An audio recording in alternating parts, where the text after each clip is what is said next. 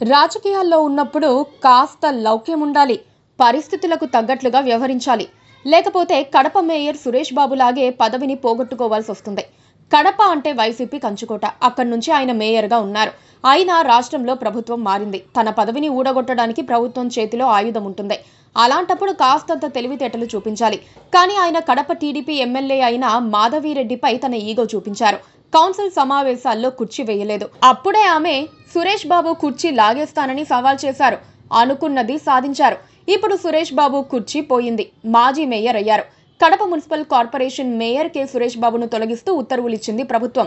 K Suresh Babu 2021లో Kadapa municipal corporation మేయర్గా ఎన్నికయ్యారు.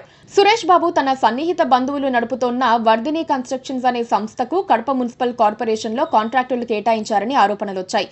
ఇది ఆంధ్రప్రదేశ్ మున్సిపల్ కార్పొరేషన్స్ చట్టంలోని నిబంధనలను ఉల్లంఘనగా నిరూపణయ్యింది. కడప ఎమ్మెల్యే మాధవిరెడ్డి ప్రభుత్వానికి ఫిర్యాదు చేశారు. సురేష్ బాబు కుటుంబ సభ్యుల సంస్థకు కాంట్రాక్టులు కేటాయించడం ద్వారా మున్సిపల్ చట్టాన్ని ఉల్లంఘించారని ఆరోపించారు. Kadapa municipal commissioner Vardhini constructions కు కాంట్రాక్టులు కేటాయింపుపై విచారణ చేశారు.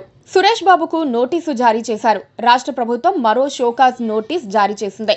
విజిలెన్స్ అండ్ ఎన్ఫోర్స్మెంట్ విభాగం నిర్వహించిన విచారణ నివేదిక ఆధారంగా కాంట్రాక్టులలో అక్రమాలు జరిగాయని నిర్ధారించారు. ప్రభుత్వం ఇచ్చిన నోటీసులపై సురేష్ బాబు హైకోర్టుకు వెళ్లారు.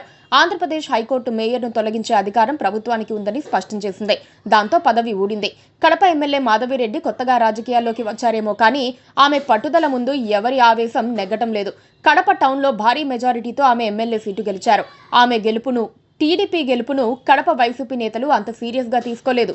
గతంలో కడప ఎమ్మెల్యేకు కౌన్సిల్ సమావేశాల్లో మేయర్ పక్కనే సీటు వేసేవారు. అయితే ఈసారి కడప నుంచి టీడీపీ తరపున ఎమ్మెల్యేగా మాధవిరెడ్డి గెలిచారు. కడప కార్పొరేషన్ లో మొత్తం వైసీపీ సభ్యులే ఉన్నారు. కొంతమంది పార్టీ ఫిరాయించారు. అయినా బలం వారిదే. అధికార పార్టీ ఎమ్మెల్యేకు కౌన్సిల్లో కుర్చీ వేసేది లేదని మేయర్ స్పష్టం చేశారు. ఈ అంశంపై దుమారం రేగింది. చివరికి ఎమ్మెల్యే మేయర్ అక్రమాలపై ప్రభుత్వానికి ఫిర్యాదు చేయటం, విచారణ జరిపి పదవి నుంచి తీసేయటం జరిగిపోయాయి. నిజానికి ఇలాంటి కారణంగా ఆరా తీస్తే వైసీపీలోని మేయర్లు, మున్సిపల్ చైర్మన్లు అందరూ అనర్హత వేటుకు గురవుతారు. ఇలాంటి వాళ్ళంతా కుటుంబ సభ్యుల కంపెనీల షేర్లతోనే పనులు చేసేస్తూ ఉంటారు. మేయర్ సురేష్ కూడా అదే చేశారు. కానీ ఆయన కుర్చీ విషయంలో తప్పు చేశారు. ఇప్పుడు మళ్లీ వైసీపీ నుంచే మేయర్ను ఎన్నుకునే అవకాశం ఉంది. ఇప్పటికీ కడప కార్పొరేటర్లలో ఎక్కువ మంది వైసీపీ వారే. కడప మాత్రం వైసీపీ చేతుల నుంచి చేజారే అవకాశం లేదు. Please subscribe to KTV Telugu. KTV Telugu. KTV Telugu channel.